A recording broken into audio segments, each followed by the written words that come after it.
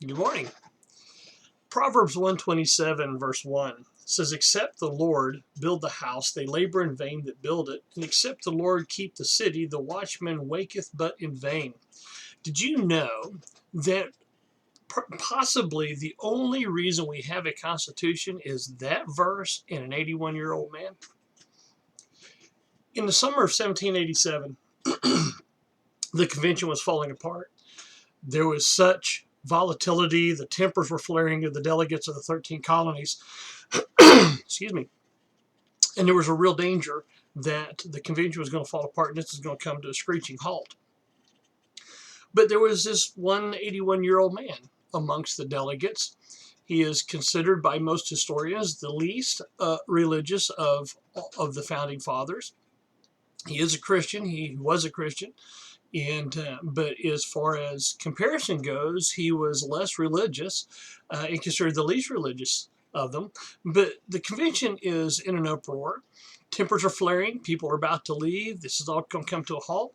When one guy, one 81-year-old dude named Benjamin Franklin, slowly rose, and addressed the president of the convention, which, by the way, is George Washington, if you don't remember or don't know.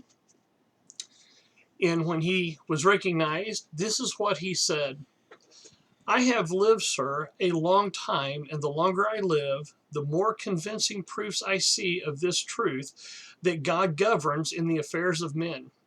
And if a sparrow cannot fall to the ground without his notice, is it probable that an empire can rise without his aid?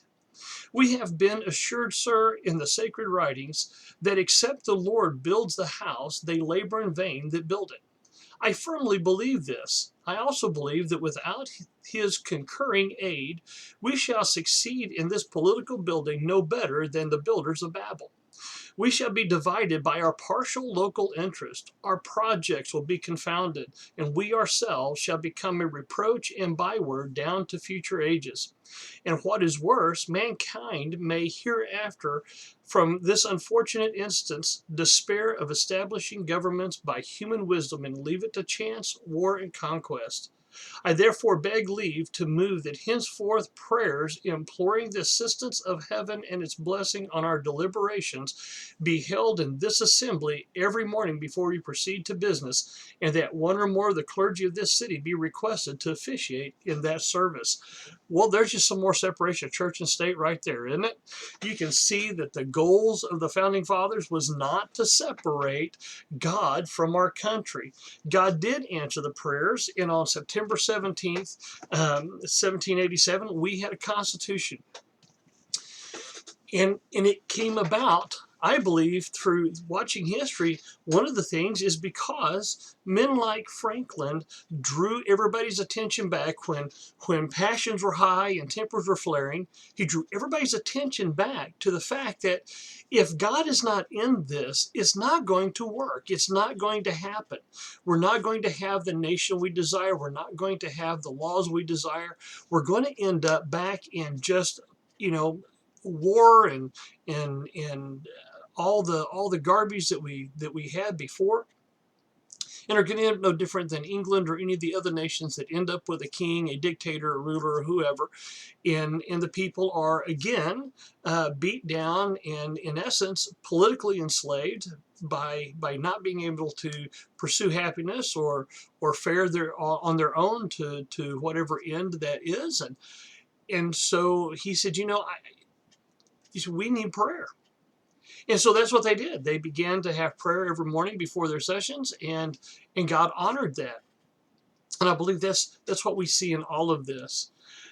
Our Constitution is a remarkable, remarkable document, and it's under vicious attack. I just saw yesterday man calling for the rewriting of the Constitution. It still has that, the 1/6 slaves vote, and how depressing that is. And it ought to be, we ought to look at that in what it is, that Southern Democrat slaveholders were trying to dilute the vote of the rest of the colonies by making their slaves vote the way they wanted to. And so these wise men, to be able to get the Constitution, said, okay, they can vote, but they only count for 1/6, 1/3, whatever their finals were. They debated several things. They ended up with 1/6. It wasn't intended to slam blacks. It was intended to block Southern Democrat slaveholders from being able to have more authority or more power in the vote than any other colony, simply because they were slaveholders. And so instead of rewriting it, it should be a mark to show us that we had intentions from the beginning to remove slavery and to stop this business. And then it said, we got to take out the 13th Amendment because it reminds us of slavery. Well, it shows us that as a nation, it may have taken us a little while to get to some things, but we solved some problems. We took care of some things. We set people free. And we need to stop. We need to stop and look at these things. Quit trying to erase everything and look at them. Because if we can reword the Constitution, then we can reword God out of the Constitution. That's what this is really all about. Folks, look at every nation. Look at socialism, communism. Look at them. They are atheist. They cannot have God and accomplish what they want to accomplish. Because God brings freedom. God brings liberty. God brings care of one another. The Bible, and I've heard people say, well, Christianity was really the purest of socialism because in Acts they had all things in common, and that we're missing the point there. People were working. People were contributing. But the all things in common, that was a gathering of resources for the Christians who had been banished from work because they were Christians. And the church pooled together to help them while they came up with a farm or something they could do to support themselves, or find a place where they could work or create their own business. It wasn't socialism. It's not socialism. And the idea of socialism, it sounds utopic, but it doesn't work. It can't work. That's why we formed a constitution. They knew even then this kind of mentality cannot function, because the moment that humans realize they can get everything and they don't have to work, they'll quit working and let everybody else pay the load. That's what happens in every country where socialism eventually turns to communism, and you cannot get to communism without socialism first. So every place that this happens, the overall theme is, under socialism or communism, is atheism, because God complicates the whole idea, because God teaches that men are made free in Him, that men have innate value, men, women. So don't get started on the garbage about the men and women thing. We humans, we have innate value so high that the King of Glory gave His life for us, because He loved us and wanted to save us. The men who formed our Constitution understood these principles. Even the least religious, Ben Franklin, understood this principle, to the point that when he saw that this was going to come apart, he said, we need to bring God into this every morning. We need to have prayer. We need to ask His counsel, His guidance, His power, or this is never going to get done. And we want something that honors God and benefits man. And there are many warnings from Franklin and several others that this is a great experiment, but if we don't take heed to keep it bathed in God, it'll come apart at the seams. And the moment men realize they can vote themselves money, it will come to a screeching halt. And that's kind of where we're at.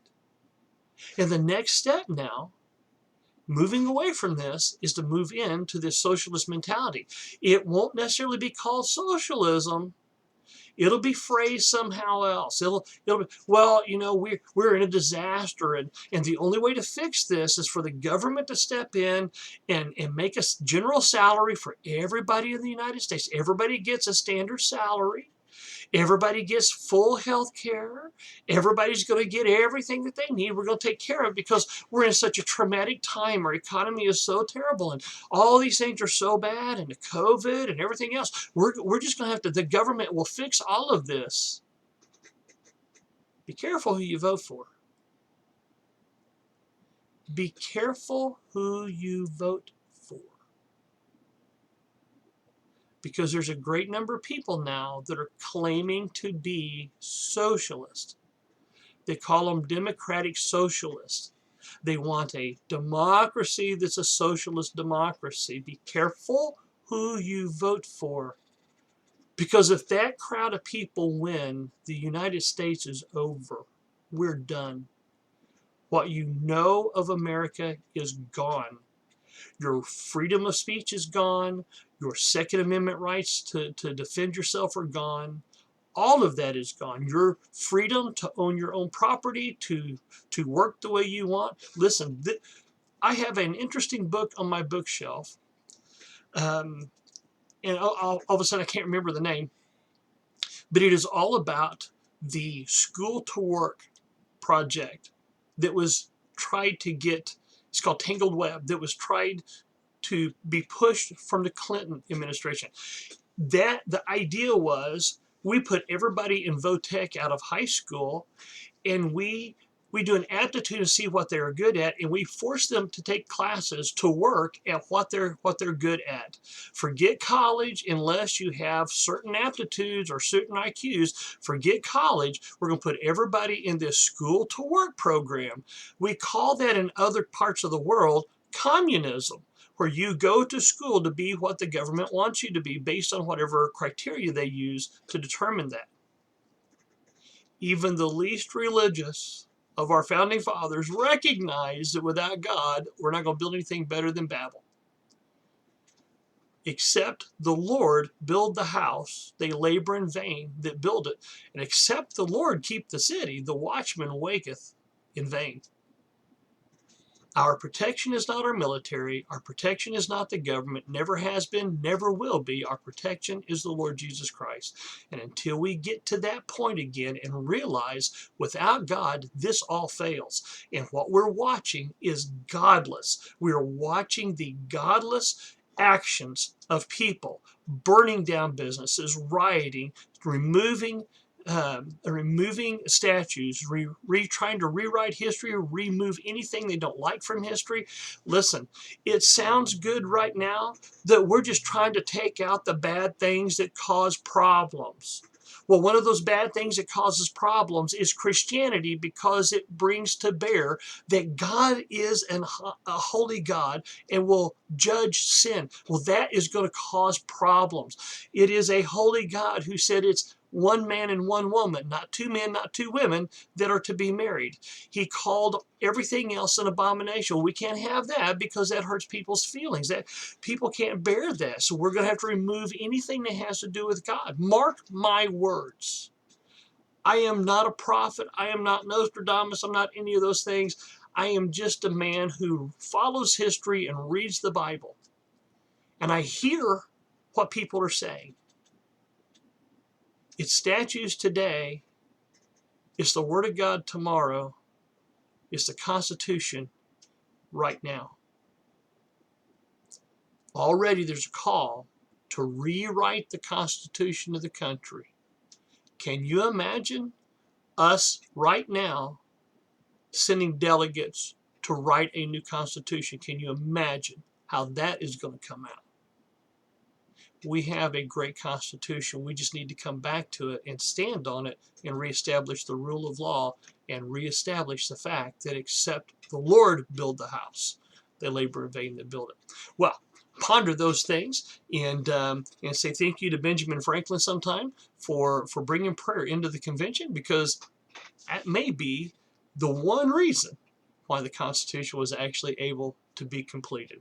Have a great morning. Talk to you tomorrow, or talk to you Sunday morning, 10:30. Also, apologize. I uploaded the devotion from yesterday, but I don't know what happened exactly, but the YouTube version did not upload. So those of you that watch it on YouTube, I apologize for the delay. It didn't go up until last night. I'll try to make sure this one goes up on time. Talk to you later.